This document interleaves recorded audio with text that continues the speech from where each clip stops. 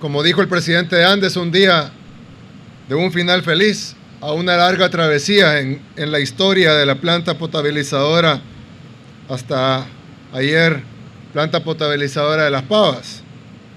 Yo creo que muchos de ustedes han escuchado hablar de la planta de Las Pavas, tantas veces, y creo que ninguna de las veces fue por algo positivo, siempre fue por algo negativo. Problemas, desabastecimiento. Recuerdo que yo todavía era alcalde de Nuevo Cuscatlán, no de San Salvador, de Nuevo Cuscatlán, y uno de los problemas más grandes que tenía Andes, por los cuales nunca pudieron llevar agua a Nuevo Cuscatlán, tuvimos que hacer un proyecto independiente en el municipio, era porque no funcionaba la planta potabilizadora de Las Pavas. Estamos hablando del año 2012, hace 9 años. Y hace 9 años lo viví como alcalde, pero la planta no funciona desde 1997. La planta fue construida en 1992, en 1997 requería ya un mantenimiento grande porque tenía 5 años la planta, pero en ese entonces el gobierno del presidente Calderón Sol decidieron no hacer el mantenimiento.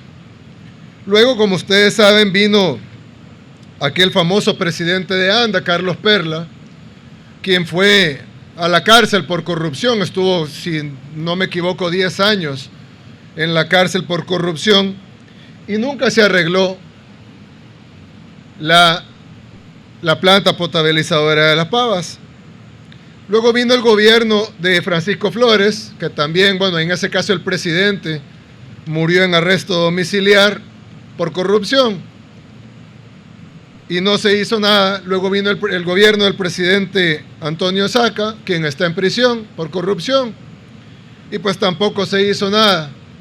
Luego vino el gobierno del presidente Mauricio Funes, quien huyó del país y se nacionalizó nicaragüense por corrupción.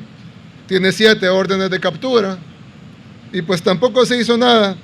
Y luego vino el gobierno del expresidente Sánchez Serén, quien también huyó, también se nacionalizó nicaragüense por corrupción y pues tampoco se hizo nada.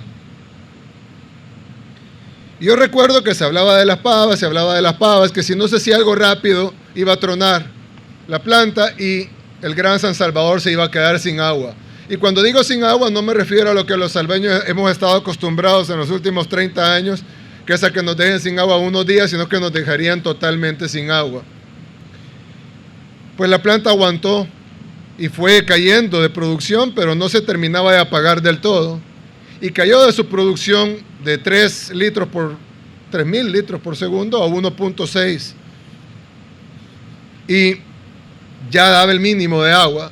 Y por eso, si ustedes recuerdan, en el Gran San Salvador caía poquita agua, o no caía nada de agua, o de repente pasaban largos días sin tener agua, como pasa en muchas otras partes del país, en donde para resolver esos problemas tendremos que ir a hacer este tipo de proyectos en aquellas zonas.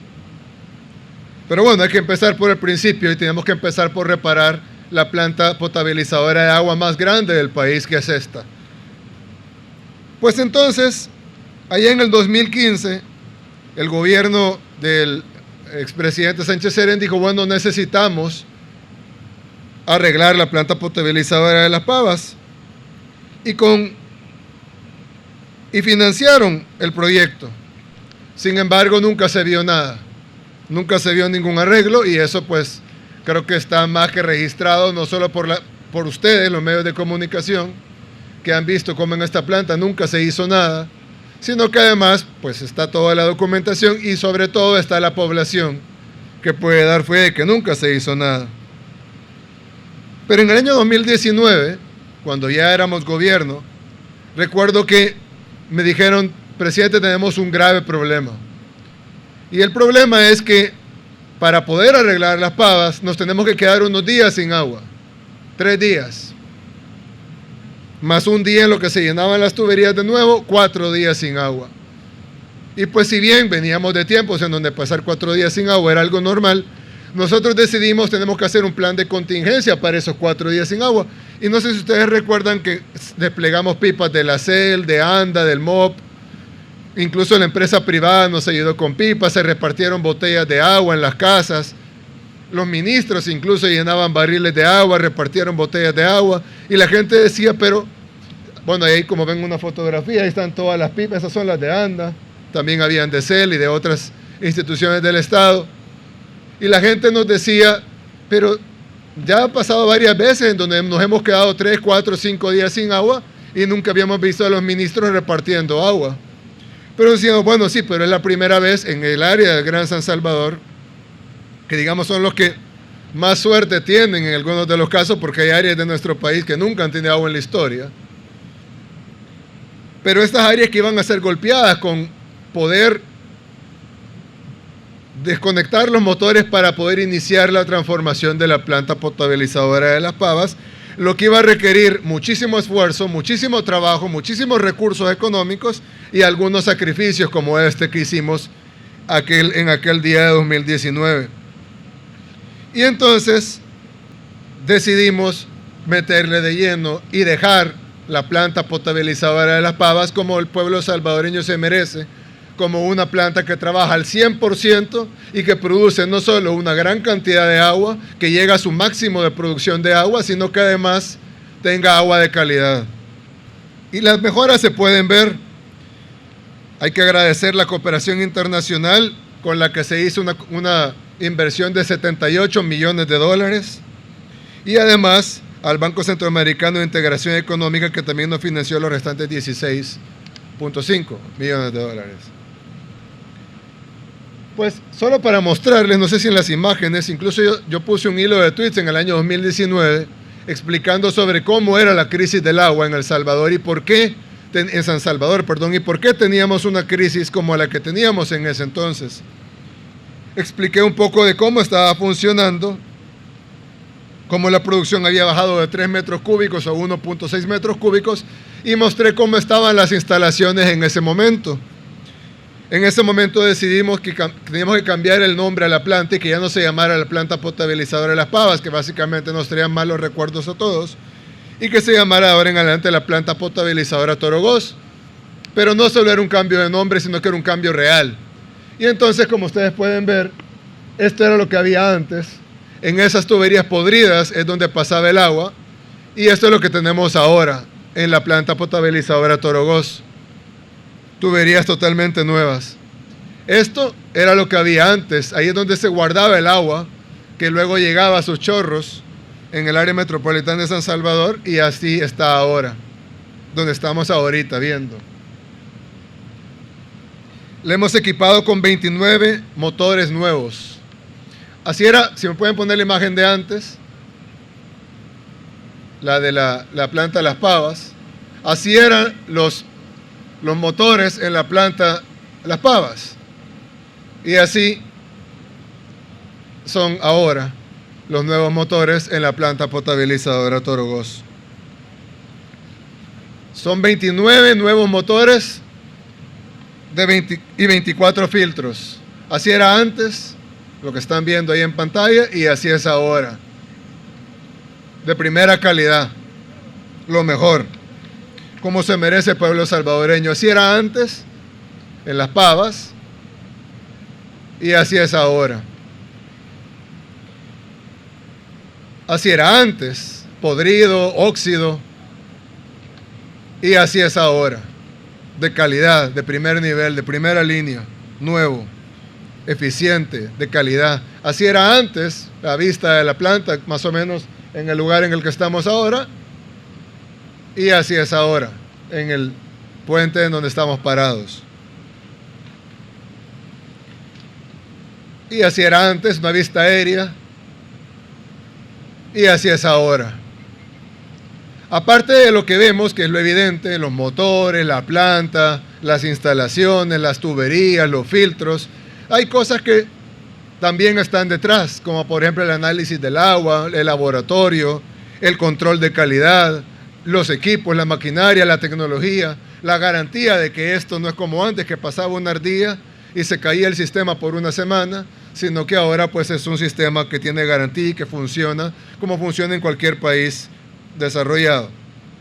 Claro, para resolver el tema del agua, alguien puede decir, bueno, pero el presidente está hablando de agua y yo todavía tengo problemas de agua. Claro, porque esta planta abastece a un gran porcentaje de la población de El Salvador, pero no es ni por cerca la mayoría.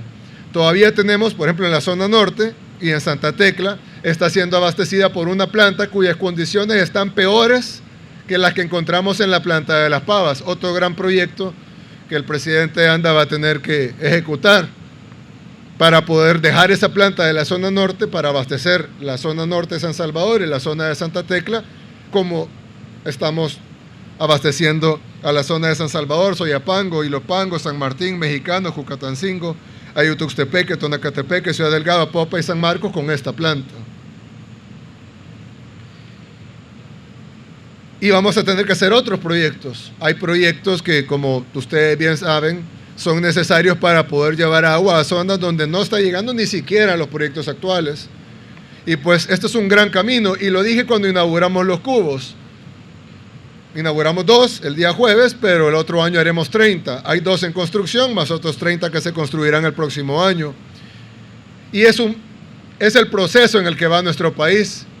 Por eso es importante que siempre recordemos de dónde venimos, y por eso mostramos a la gente de dónde venimos, cómo estaba esta planta antes. Luego recordar y mostrar a dónde estamos, y es lo que estamos viendo aquí en este momento. Y luego, hacia dónde vamos, y esos son los nuevos proyectos de agua que necesita nuestro país para abastecerse del vital líquido en todas las zonas y no únicamente en las zonas beneficiadas en este primer gran proyecto de agua potable. Ahí están los municipios que se benefician, los municipios que se benefician indirectamente, que se benefician un poco, digamos, y los sectores principalmente beneficiados. Hay algo importante, y es de que este gran proyecto es un proyecto millonario de inversión en algo tan importante como es el agua. Muestra el compromiso del gobierno en hacer las cosas bien en todas las áreas. Recuerdo que antes, cuando yo era presidente electo, una persona me comentó que venía del aeropuerto en el taxi, que el taxista le dijo: tenemos nuevo presidente que todavía no ha entrado. Con solo que baje la delincuencia, ya hizo suficiente. Bueno, pues entramos y el 20 de junio lanzamos el Plan Control Territorial, y aunque no estamos donde queremos, hemos bajado de la delincuencia en números históricos. Nadie puede negar que en un país donde antes tener 30 homicidios diarios de promedio era algo cotidiano, pasar a tener 3 homicidios diarios de promedio, si bien es muy alto, una vida salvadoreña es demasiado, pero ya no son 30 como eran antes. Y pues empezamos a trabajar en la seguridad, pero había gente que decía, bueno, pero ¿a qué horas va a trabajar en la salud? Entonces empezamos a trabajar en la salud, y la gente lo ha visto en la remodelación de los hospitales.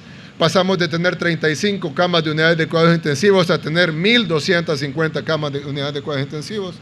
Pasamos de tener unas camas podridas a unas camas nuevas. Estamos remodelando los 30 hospitales del sistema público. Vamos a remodelar los 11 hospitales del Seguro Social.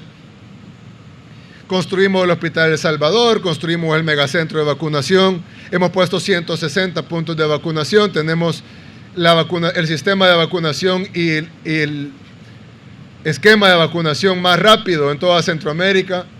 Estamos vacunando en tercera dosis, estamos vacunando de 6 años en adelante. Estamos haciendo lo que otros países de Centroamérica ni siquiera han empezado. Estamos vacunando extranjeros, turistas incluso. Ya empezaremos a construir el nuevo Hospital Rosales, el nuevo hospital de la zona norte también. Luego el Hospital El Salvador, primero Dios, una vez salgamos de la pandemia, se convertirá en otro hospital de referencia para nuestro país, con todas las especialidades. Y luego hay gente que dice, bueno, pero ¿a qué hora es la educación? Y entonces, como ustedes han visto, estamos en el proyecto más grande educativo en la historia de nuestro país, dándole una computadora con internet a cada niño y niña que estudia en todas nuestras escuelas y en todos nuestros institutos y bachilleratos. De 4º grado en adelante, y de 3er grado para abajo le daremos una tablet. Este año esperamos terminar con entregar todas las computadoras, así lo tengamos que hacer en vacaciones. Y luego viene la remodelación de escuelas. Tenemos programas que hemos hecho con el BESI, por ejemplo con el BID, con el Banco Mundial, con el despacho de la primera dama. Se han hecho proyectos que van a empezar a remodelar nuestra infraestructura escolar, como mi nueva escuela, el proyecto para restauración de escuelas, también la Dirección de Obras Municipales, que se lanzará pronto. Y lo que queremos es remodelar nuestras escuelas también. Pero hay gente que dice, bueno, pero ¿y entonces a qué hora va a trabajar en la economía? Bueno, pues estamos trabajando en la economía tanto que somos uno de los pocos países en el mundo que logró recuperarse totalmente de la caída económica de la pandemia en un solo año. Decían que El Salvador se iba a tardar 3 años en recuperarse y nos recuperamos en menos de un año y ahora ya estamos por encima de los niveles prepandemia. Solo este año vamos a crecer 9%. 9% cuando en nuestro país en la última década el récord era de 2.5%. Y en los últimos 30 años el récord fue, bueno, en la historia de El Salvador el récord fue en 1992 cuando crecimos 6%. Pues este año, de acuerdo al Fondo Monetario Internacional, vamos a crecer 9% y espero que crezcamos más, incluso si es posible. Cualquier cosa arriba de 9 ya es ganancia. Y luego está el reto de que la población sienta ese crecimiento económico y que no sea simplemente un crecimiento económico que se quede arriba. Pero luego la gente dice, bueno, pero ¿cuándo van a trabajar en turismo? Y entonces estamos trabajando en turismo, estamos trabajando en Surf City, estamos trabajando en mundiales de surf, etcétera. Y dicen, bueno, pero ¿cuándo van a trabajar en deporte? Y como ustedes saben, ya se lanzó el proyecto de remodelación de todos nuestros escenarios deportivos. La inversión más grande en la historia que se ha hecho, son 120 millones de dólares, si no me falla la memoria, que se invertirán en escenarios deportivos, remodelando todititos nuestros escenarios deportivos. Eso es adicional a la construcción del nuevo Estadio Nacional, que por sí solo costará alrededor de 100 millones de dólares. Pero entonces dicen, bueno, pero ¿cuándo vamos a trabajar en la cultura y el arte? Y bueno, sí estamos trabajando en cultura y arte, incluso estamos iniciando la construcción de la nueva Biblioteca Nacional, que tendrá un costo ya equipada de más de 50 millones de dólares, cuando nuestro país iba a tener una biblioteca de 50 millones de dólares.